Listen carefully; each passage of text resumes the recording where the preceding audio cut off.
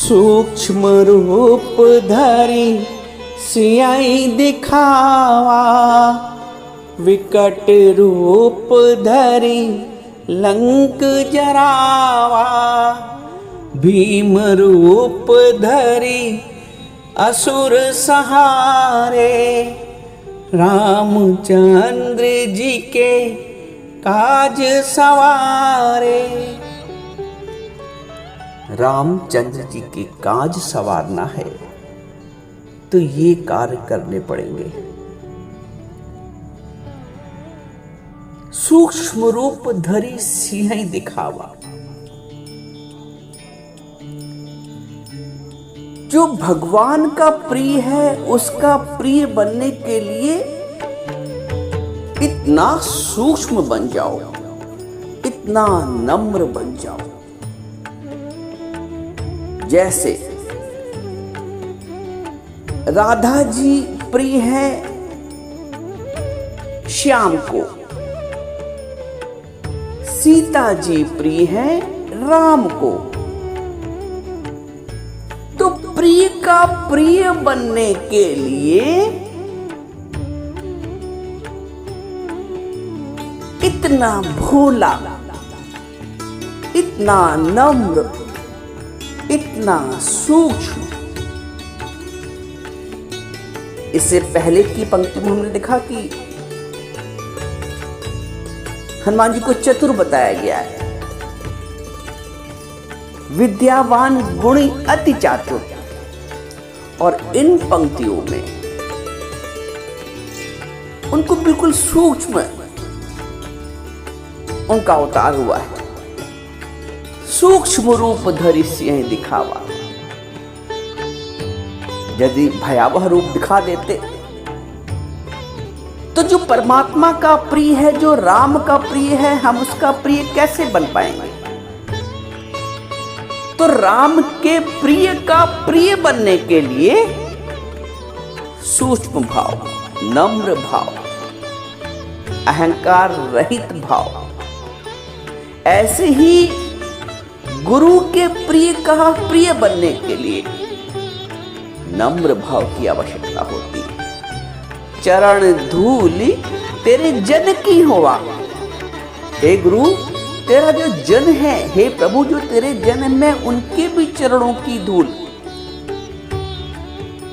ये होता है प्रिय का प्रिय बनने के लिए। परमात्मा को जन जन से प्रियता है, प्यार है, प्रेम है, तो जन जन के आगे नम्र बन जाओ।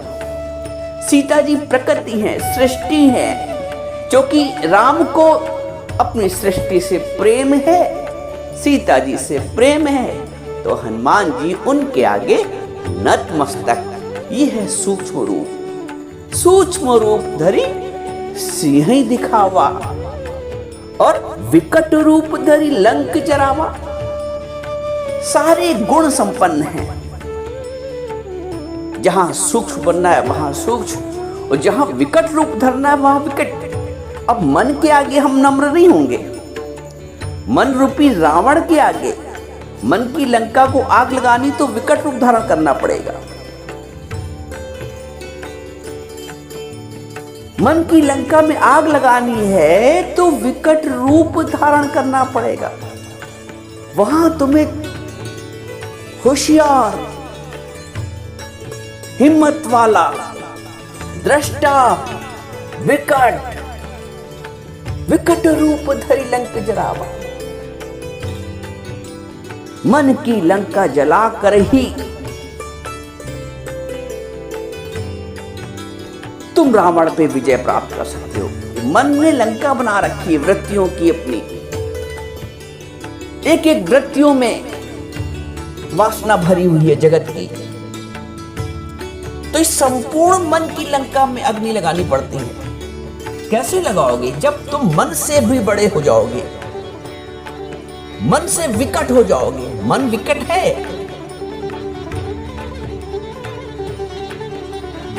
लेकिन ज्ञान में आने के बाद जब तुम विकट बन जाओगे तो तुम अपनी लंका को, मन रूपी, मन रचित लंका को, मन सृजित लंका को आग लगा पाओगे।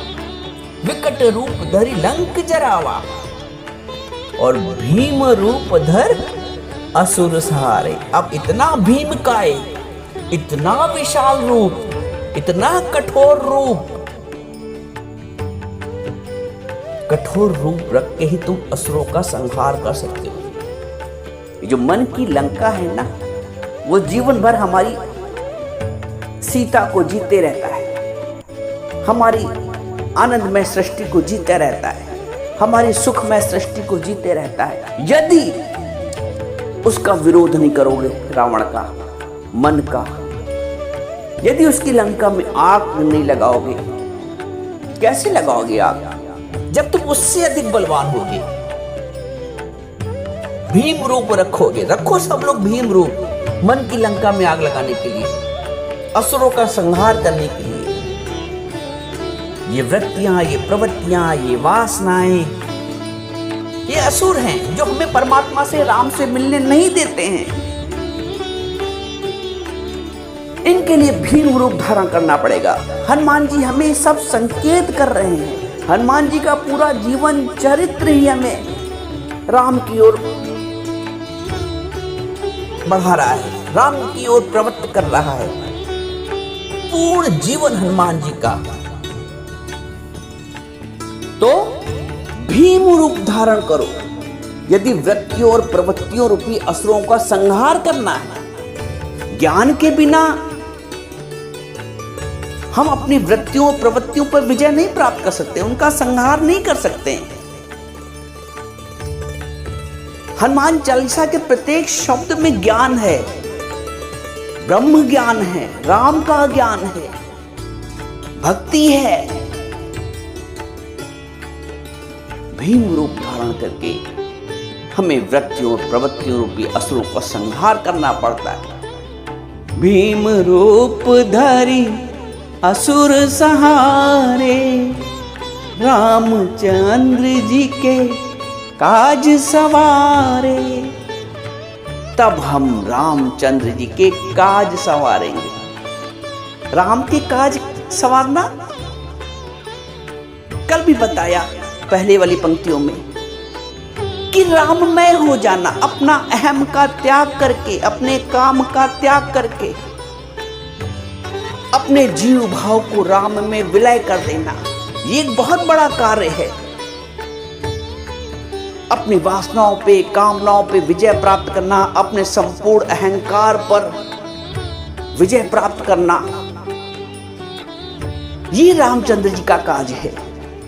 राम में राम के लिए राम में राममय हो जाना। जिस दिन राममय हो गए, अपने अहंकार को इतना विलीन कर दिया परमात्मा में। हाँ कछु नाही, हाँ कछु नाही। जब हाँ कछु नाही का भाव होगा तो राम काज होगा, तब जीवन स्वर्ग बन जाएगा, जीवन मुक्ति का आनंद होगा। जो भी कार्य इन हाथों से होगा, मनसा वाचा कर्मणा, कोई भी कैसा भी कर्म हो, वो राम के निमित्त होगा। जब राम के निमित्त कार्य होने लगे तब जीवन राममय है और तब राम के काज है।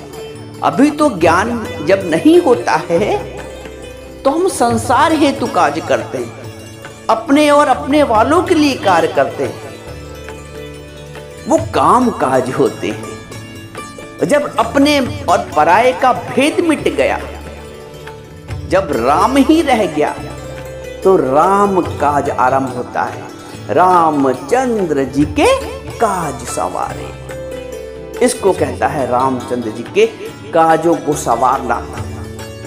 प्रत्येक कार्य राम के निमित्त होगा, प्रेम से पूर्ण होगा, अपने पराये के भेद से रहित होगा, निष्काम होगा, निष्कपट होगा। ये लक्षण है राम काज के। निष्काम होना, निष्कपट होना, निर्वैर होना। निर्वैरः सर्वभूतेषु यासा मामेति पांडवा। भगवान कहते हैं जो सभी भूत प्राणियों में निर्वैर है वो मुझको प्रिय है, वो मुझको प्राप्त करता है। तो ये रामचंद्र जी का काज है।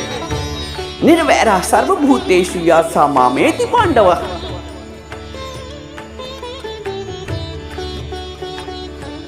राम के ज्ञान से ही तो हम निर्वैर होंगे।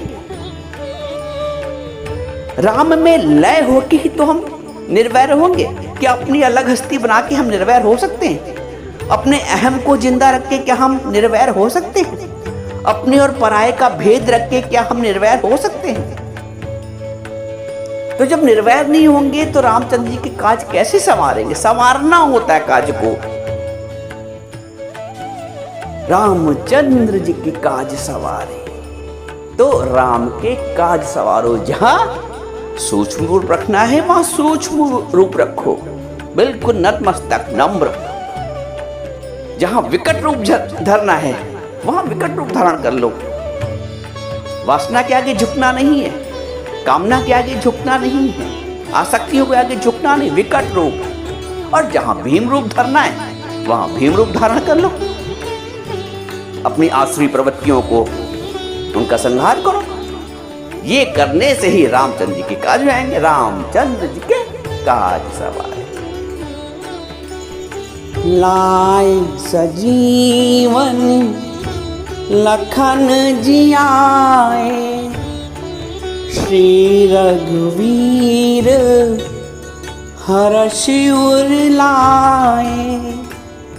रघुपति कीन्ही बहुत बड़ाई, तुम मम प्रिय भर तहि सम भाई। लाए सजीवन लखन जियाए। क्या है संजीवनी?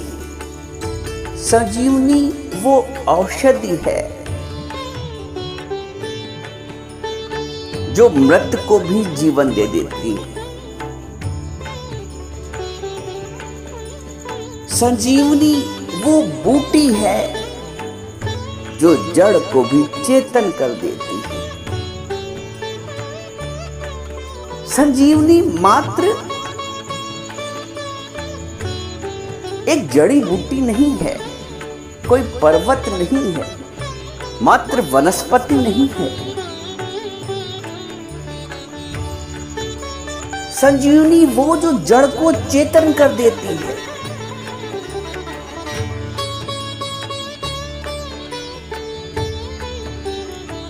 संजीवनी प्राण देती है, प्राण शक्ति है। कौन जड़ को चेतन करता है? ये ब्रह्म ज्ञान। ज्ञान वो संजीवनी है। मैंने बताया ना, संजीवनी मात्र वनस्पति जड़ी बूटी का नाम नहीं। संजीवनी वो ज्ञान है जो जड़ता का संग किए जीव को भी चेतन कर देती है। आप देखिए, ज्ञान के बिना जीव मन बुद्धि, जड़ मन और बुद्धि का संग करके जड़ बना रहता है। आत्मभाव की, आत्मस्वरूप की चेतना उसमें जागृत नहीं होती है। ज्ञान के द्वारा गुरु उस जड़ता को चेतना में जागृत करता है। लाए सजीवन लखन जियाए। लखन जी को जीवन मिला। लखन कौन है? कल आपको बताया था ना, लखन जी जीव भाव का प्रतीक है। सीता जी प्रकृति का प्रतीक है, माया का प्रतीक है, और राम जी ब्रह्म हैं।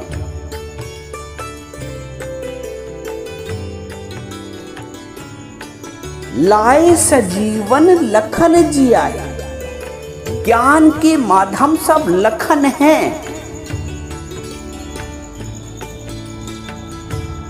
लेकिन जड़ता का संग किया है, जड़ संसार का, जड़ मन और बुद्धि का, इसलिए अचेत पड़े रहते हैं। ज्ञान के बिना जीवन भर चेतना नहीं आती और शरीर का अंत हो जाता है। गुरु क्या करता है? ज्ञान रूपी संजीवनी के माध्यम से। आज ये बात फिर स्पष्ट हो रही कि हनुमान जी महागुरु हैं। पूरी हनुमान चालीसा में आप हनुमान जी के गुरु के स्वरूप का दर्शन करेंगे। तो गुरु वो संजीवनी लाता है हमारे लिए, वो संजीवनी हमें प्रदान करता है जो हम जड़ता से चेतना की ओर, अमरता की ओर, अमरता का स्वरूप प्राप्त करते हैं। आत्म स्वरूप अर्थात अमरता का स्वरूप, जीव स्वरूप अर्थात एक दिन मृत्यु।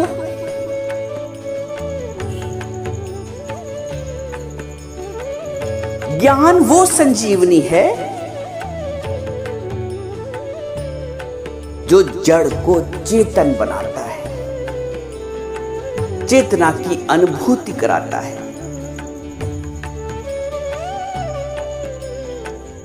जैसे लखन जी शरीर प्राय मृत पड़ा हुआ था, यदि संजीवनी न होती तो पुनः प्राणों का संचार भी न होता। सिर्फ एक, मात्र एक उपाय था, संजीवनी। इसके अलावा कोई उपाय ही नहीं था।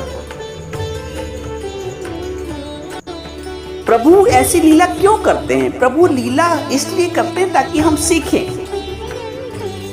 फिर उपाय संजीवनी। अब संजीवनी को कौन ला सकता है? क्या हनुमान जी के सिवा भी कोई संजीवनी दे सकता है? कोई ला सकता था? किसी में सामर्थ्य था? ना सामर्थ्य था ना सामर्थ्य है हनुमान जी के अलावा।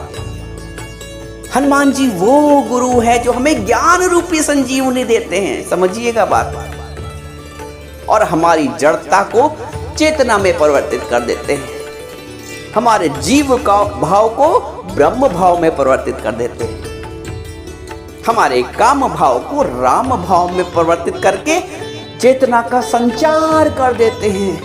यह है ज्ञान का जीवन, यह है संजीवनी के प्राप्त के पश्चात का जीवन। इसे कहते हैं कि लाए सजीवन लखन जी आए। यही काम गुरु करता है, यही काम हनुमान जी करते हैं। हनुमान जी गुरुओं के गुरु हैं, महागुरु हैं। लखन रूपी जीव भाव को वो संजीवनी के माध्यम से, ज्ञान की संजीवनी के माध्यम से जीवित कर देते हैं, चेतना संचार कर देते हैं। लाए सजीवन लखन जी आए, श्री रघुवीर हर्षि उर लाए। फिर श्री रघुवीर के उर में यानी हृदय में प्रसन्नता जागृत होती है। श्री रघुवीर हर्षि उर लाए। उर अर्थात उनके हृदय में। बसहु कहते नहीं, बसहु सदा उरपुर सभी के, हृदय के पुर में निवास करने वाला। तो उर अर्थात हृदय। श्री रघुवीर हर्षि उर लाए। भगवान तो प्रसन्न होंगे ही। जब जीव अपने आत्मस्वरूप का अनुभव कर लेगा तो प्रभु तो प्रसन्न होंगे ही। श्री रघुवीर हर्षि उर लाए। रघुवीर कब हर्षित होंगे? जब आप मैले दो मैले बहुमंजिला मकान बना लोगे, 2-4-10 प्लॉट ले लोगे, बैंक बैलेंस जेवर बना लोगे। रघुवीर तब थोड़ी हर्ष उर लाएंगे। रघुवीर तो तब हर्ष उर लाएंगे जब तुम शरणागत हो जाओगे, जब तुम जीव भाव को त्याग कर आत्म भाव में आ जाओगे, काम भाव को त्याग कर राम भाव में आ जाओगे। परमात्मा तभी प्रसन्न होता है। बाकी कुछ भी कर लो, कितने भी कर्म कर लो, जाप ताप नियम पाठ पूजा तीर्थ व्रत कुछ भी कर लो, जब तक तुम शरणागत नहीं हुए हो, जीव भाव का विलय नहीं किया है ब्रह्म भाव में, तब तक रघुवीर के उर में हर्ष नहीं आता है। जब लखन जी चेतना को प्राप्त हो गए, पुनः जागृत हो गए, तब उनके हृदय में प्रभु के हृदय में हर्ष आया। श्री रघुवीर हर्ष उर लाए। तो जब हम ज्ञान रूपी संजीवनी को प्राप्त करके पुनः आत्म भाव में जागृत होते हैं, पुनः अपने चेतन स्वरूप को प्राप्त करते हैं, तो फिर गुरु प्रसन्न होता है, तो फिर प्रभु प्रसन्न होता है। तब श्री रघुवीर हर्ष उर लाए। रघुपति कीनी बहुत बढ़ाई। भूरी भूरी प्रशंसा कर रहे हैं भगवान। रघुपति कीनी बहुत बढ़ाई। शब्द नहीं है भगवान के पास भी। नतमस्तक, अपना जो मस्तक है ना, अहंकार का, जीव भाव बने का, वो नत हो जाता है, नतमस्तक। भगवान तभी प्रसन्न होते हैं। श्री रघुवीर हर्ष उर लाए और रघुपति की नहीं बहुत बढ़ाई। भगवान उसकी बड़ाई करते हैं जो शरणागत होता है। और पांडवों के जो भाई थे उनकी बड़ाई नहीं कर रहे हैं भगवान, अर्जुन की बड़ाई कर रहे हैं। पांडवा नाम धनंजय। सुग्रीव जी शरणागत हुए ना, उनकी बड़ाई कर रहे हैं भगवान। विभीषण जी शरणागत हुए ना, उनकी बड़ाई कर रहे हैं भगवान। रघुपति कीनी बहुत बड़ाई। हम जब तक शरणागत नहीं होंगे, अपना जीव भाव नहीं मिटाएंगे, आत्म भाव नहीं जागृत करेंगे, तब तक भगवान बड़ाई कैसे कर सकते हैं? आप सोचो, भगवान कोई संपत्ति से, माया से थोड़ी रीझता है। रघुपति कीनी बहुत बड़ाई, तुम मम प्रिय भरत सम भाई। तुम मुझे ऐसे प्रिय हो हनुमान जी जैसे मेरा भाई भरत। भरत भक्ति, त्याग, वैराग का प्रतीक है भरत जी। ज्ञान आता है ना, संजीवनी। जब संजीवनी आई तो लक्ष्मण जी के उनको चेतना प्राप्त हुई, उनको जागृति प्राप्त हुई। तो जब जीवन में संजीवनी रूपी ज्ञान आया तो जीव को चेतना प्राप्त हुई, आत्मस्वरूप की जागृति हुई। फिर भगवान ने प्रशंसा की, और प्रशंसा में भगवान क्या कहते हैं? देखो, ज्ञान से ही वैराग और भक्ति भी जन्म ले लेता है। तुम मम प्रिय भरत ही संभाई। भरत जी जो है भक्ति और वैराग का स्वरूप है। उन्होंने सब महल दुमहला त्याग कर कुटिया में बना के त्याग की प्रतिमूर्त हैं, वैराग की प्रतिमूर्त हैं, और राम के प्रति भक्ति की भी प्रतिमूर्त है ना। तो भगवान कहते हैं हनुमान जी से, तुम मम प्रिय भरत ही सम भाई। जैसे मुझे भरत ऐसे भाई प्रिय हैं, वैसे ही तुम मेरे अपने हो और मुझे प्रिय हो। तो जो राम काज करता है, भगवान उससे प्रिय होते हैं और भगवान उसकी बड़ाई करते हैं। तो राम काज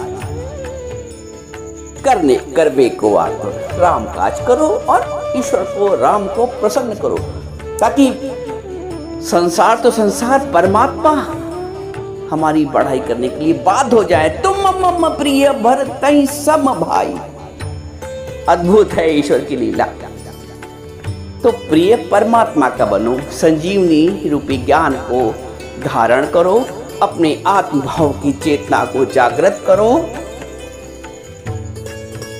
वैराग और भक्ति से मिलन करो, लखन भरत जी के रूप में, और प्रभु के प्रिय बन जाओ।